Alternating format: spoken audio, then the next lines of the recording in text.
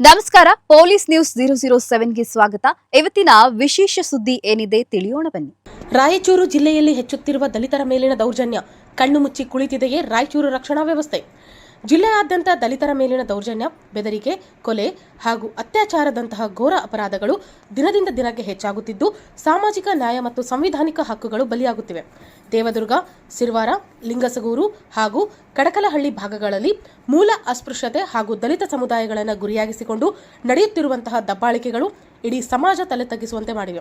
ಹೆಚ್ಚುತ್ತಿರುವ ಅಪರಾಧಗಳು ಮತ್ತು ಭೀತಿಯ ವಾತಾವರಣ ಗ್ರಾಮೀಣ ಪ್ರದೇಶಗಳಲ್ಲಿ ಇಂದಿಗೂ ಸಕ್ರಿಯವಾಗಿರುವ ಜಾತಿ ತಾರತಮ್ಯ ಮತ್ತು ಅಸ್ಪೃಶ್ಯತೆಯ ಕೊಳಕು ಮನಸ್ಥಿತಿಯಿಂದಾಗಿ ದಲಿತರು ನಿರಂತರವಾಗಿ ಶೋಷಣೆಗೆ ಒಳಗಾಗುತ್ತಿದ್ದಾರೆ. ಇತ್ತೀಚಿನ ದಿನಗಳಲ್ಲಿ ನಡೆದ ಕೊಲೆ, ದೌರ್ಜನ್ಯ ಮತ್ತು ಮಹಿಳೆಯರ ಮೇಲಿನ ಅತ್ಯಾಚಾರ ಪ್ರಕರಣಗಳು ದಲಿತ ಸಮುದಾಯದಲ್ಲಿ ತೀವ್ರ ಭಯ ಭೀತಿಯ ವಾತಾವರಣವನ್ನು ಸೃಷ್ಟಿಸಿವೆ. ಪ್ರಜಾಪ್ರಭುತ್ವ ವ್ಯವಸ್ಥೆಯಲ್ಲಿ ಪ್ರತಿಯೊಬ್ಬರಿಗೂ ಸಮಾನ ರಕ್ಷಣೆ ಸಿಗಬೇಕಾಗಿದ್ದರೂ ವಾಸ್ತವದಲ್ಲಿ ದಲಿತರು ಮೂಲಭೂತ ಭದ್ರತೆಯಿಂದಲೂ ವಂಚಿತರಾಗಿದ್ದಾರೆ. ಪೊಲೀಸ್ ಇಲಾಖೆಯ ಭದ್ರತಾ ವೈಫಲ್ಯ, ಸಾಮಾನ್ಯ ಜನರ ಜೀವ ಮತ್ತು ಆಸ್ತಿಯನ್ನು ರಕ್ಷಿಸಬೇಕಾದ ಪೊಲೀಸ್ ಇಲಾಖೆಯು ಇಲ್ಲಿ ಸಂಪೂರ್ಣವಾಗಿ ವಿಫಲವಾಗಿದೆ ಎಂಬ ಆರೋಪಗಳು ತೀವ್ರವಾಗಿ ಕೇಳಿಬರುತ್ತಿವೆ. ದೌರ್ಜನ್ಯ ನಡೆದಾಗ ತಕ್ಷಣವೇ ಎಫ್ಐಆರ್ ದಾಖಲಿಸಲು ಹಿಂದೇಟು ಹಾಕುವುದು ಮತ್ತು ಆರೋಪಿಗಳಿಗೆ ನೆರವಾಗುವಂತೆ ಪ್ರಕರಣಗಳನ್ನು ಹದಗೆಡಿಸುವುದು ಕಂಡುಬರುತ್ತಿದೆ. SC/ST ದೌರ್ಜನ್ಯ ತಡೆ ಕಾಯ್ದೆಯಡಿ ಸರಿಯಾದ ತನಿಖೆ ನಡೆಸದೆ ಅಪರಾಧಿಗಳಿಗೆ ಸೂಕ್ತ ಶಿಕ್ಷೆಯಾಗದಂತೆ ವಿನಾಯಿತಿ ಸಿಗುವ ವಾತಾವರಣ ನಿರ್ಮಾಣವಾಗಿದೆ. ಸಂವಿಧಾನದ ಮೌಲ್ಯಗಳನ್ನು ಎತ್ತಿ ಹಿಡಿಯಬೇಕಾದ ಕಾನೂನು ಸುವ್ಯವಸ್ಥೆ ಮತ್ತು ನ್ಯಾಯಾಂಗ ವ್ಯವಸ್ಥೆಯ ಮೇಲಿನ ಸಾರ್ವಜನಿಕರ ವಿಶ್ವಾಸ ಸಂಪೂರ್ಣವಾಗಿ ಕುಸಿಯುವ ಹಂತಕ್ಕೆ ಬಂದು ತಲುಪಿದೆ.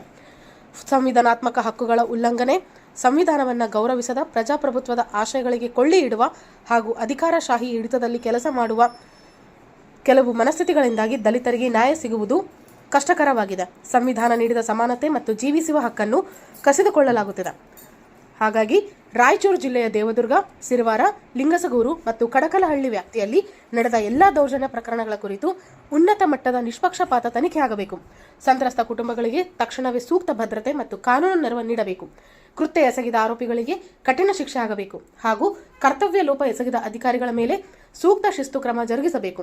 ಜನರು ಮತ್ತು ಸಾಂವಿಧಾನಿಕ ಹಕ್ಕುಗಳ ಪರ ಹೋರಾಡುವ ಸಂಘಟನೆಗಳು ಈ ಕೂಡಲೇ ಜಾಗೃತರಾಗಿ ಆಡಳಿತಾತ್ಮಕ ವೈಫಲ್ಯದ ವಿರುದ್ಧ ಧ್ವನಿ ಎತ್ತಬೇಕಿದೆ. ಸಾಗರ DTP ಸೆಂಟರ್. ನಮ್ಮಲ್ಲಿ ಕನ್ನಡ ದಿನಪತ್ರಿಕೆಯ 4 ರಿಂದ 6 ಪುಟಗಳವರೆಗೆ ಪುಟ ವಿನ್ಯಾಸ ಮಾಡಿಕೊಡಲಾಗುತ್ತದೆ.